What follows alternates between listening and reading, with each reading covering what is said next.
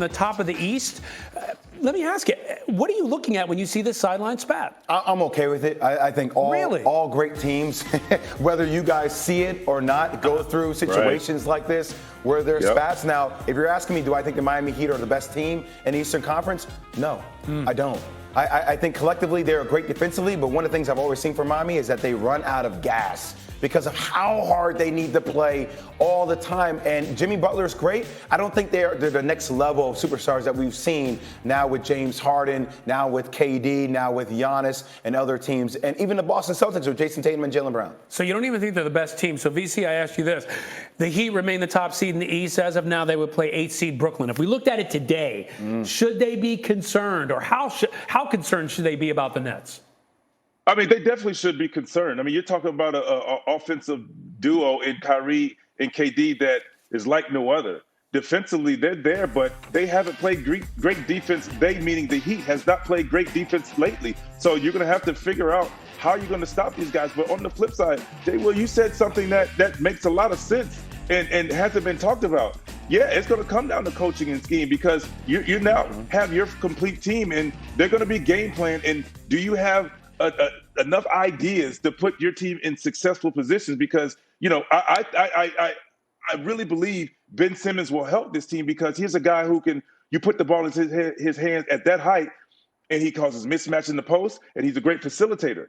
But until then, how do you figure this thing out? If you have to go to Toronto if you're not in Toronto, and now if they're taking these guys away, if they play a triangle and two, you have to figure out these different schemes in game. And can he do that is the question. Okay, lots of work out there. Wendy, I come to you for the last word on this. That spat again with the Heat. You look at it from the outside looking in, it looks like trouble. What do you make of it? Yeah, well, I know all the people involved here. I know that but this was really between Jimmy Butler and Eric Spoelstra. Eric Spoelstra interpreted that Jimmy Butler wanted to step outside with him, which was hilarious. I know Jimmy likes to cause conflict. It's where he's comfortable. I know Eric Spoelstra likes to challenge his players. And I know Udonis Haslem likes to threaten to beat people up. And he does it 10 to 15 times a week. So this was just, a classic Miami Heat situation that happened to happen in public that usually happens behind the scenes. And look, the Heat have lost 4 of their last 7. They've played some of the best teams in the league and lost to them. So I'm going to tell you something. Let's put a big circle around Saturday night.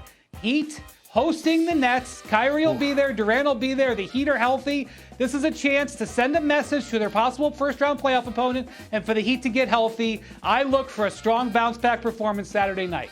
That is going to be must-see TV. Can't wait for it. And guys, speaking of can't wait for it, I can't wait for this. Just a day after posting that dunk on Instagram, Zion, could he be returning? He's been cleared for one-on-one practice with the Pelicans. Here he is. Zion's last game came in May of last year. And so, Wendy, Zion has yet to play this season. What's the latest on the Pelicans and Zion's status going forward? We have the first win for Zion Williamson in about 10 months because the Pelicans were going to keep this going very slowly. They had not cleared him to do anything like he had done with that dunk. He did it in total violation of where he was cleared to by the team.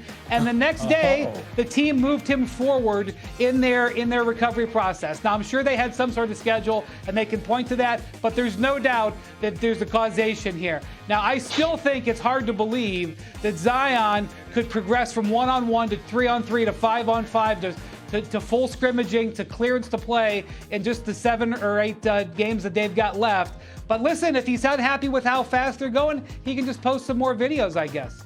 And we just can't stop watching that video. And by the way, it was posted Tuesday night. He posted on Instagram. Vince, you're our dunker extraordinaire. Watching this dunk, how ready does Zion look to return this season? But Wendy, you're right. I mean, at the end of the day, in today's world with social media, if a player isn't happy, he can post this video and say, "Hey, the organization doesn't want me to play, but look at me. This is what I can do." But you got to understand from the other side, the organization. That's a lot of money. That's their superstar player. They're going to bring him along slowly because you look at where they are now. They're right there. And I know we sit here like, oh, you add Zion, they're going to be right there. They're in the playoffs, and they're going to be in the playoffs and make some noise. But they want to make sure he's healthy. And when he gets back on the court, It's for the long term. He's not in and out of the lineup. That's important. And understanding that we as players sometimes, we need to be saved from ourselves. You know, Jay, I've heard you say this a lot of times. You want Zion to lose a little weight because that's one dunk that we're seeing by himself.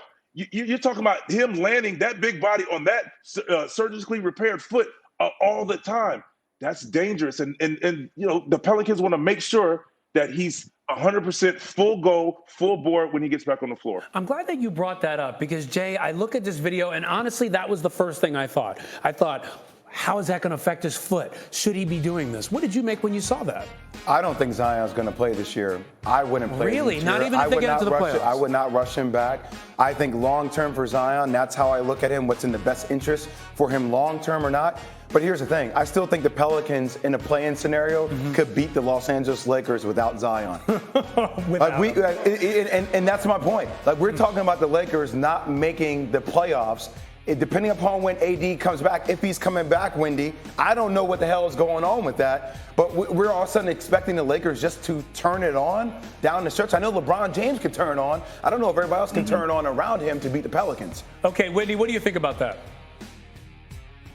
Well, they have 2 games left against each other, and the Lakers are really putting a lot of value in Sunday's game in New Orleans. They sat LeBron James last night in large part because it would make sure he would have a week off. So 2 games left with the Pelicans and Lakers. The outcome of those 2 games very likely is going to determine who gets the home game. So 1 game in LA, 1 game in New Orleans. The Lakers have the harder schedule, considerably harder than the Spurs, who are lurking there. And they Kyrie now. Well, you know, for the last few weeks, there's been a feel that maybe something could happen after the baseball lockout ended because there was this pressure about the Mets and the Yankees. The Nets kind of owe, this turn to the baseball season coming because I do believe that was the battering ram that forced it through. And so that changes everything for these teams up and down the Eastern Conference standings. This is obviously a huge moment for the Nets because they get at least 2 of their 3 stars out on the court to try to compete throughout the playoffs. But oh my gosh, the reactions in the league were way outside Brooklyn. This was felt in Miami. This was felt in Milwaukee. This was felt in Philadelphia. There is not going to be any easy going in the Eastern Conference this year. Not the play-in games, not 1 versus 8, not 2 versus 7. The battle for the number 6, 7, which is going to be on fire tonight in Toronto between Cleveland and Toronto, for that spot is going to be intense. This amps everything up in this going to be huge Eastern Conference playoffs.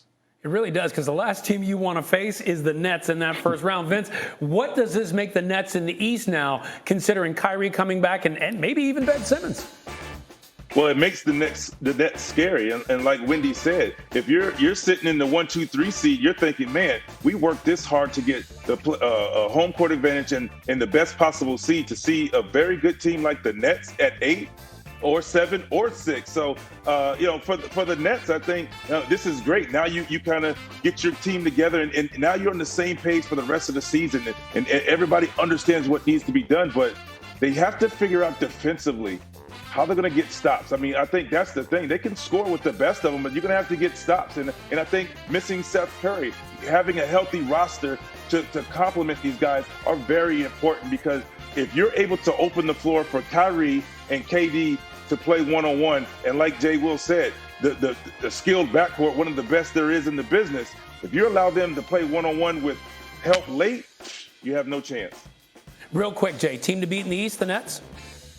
I mean, look, they're one of the top teams in the East. I just think the amount of times I've seen people disrespect the Milwaukee Bucks continues to blow my mind. Hey, they are the defending champions. And we act like, I know Boston's playing great. I know you get Kyrie Irving back. It might make them slightly the favorite, VC.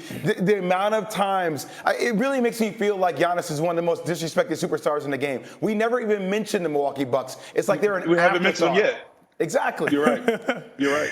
It's a shame you win the title and still look at Vegas still putting the Nets on top there. Let me ask you this, Jay Will. Nets 8th seed, full-time Kyrie coming back. Should the top 4 teams be on notice?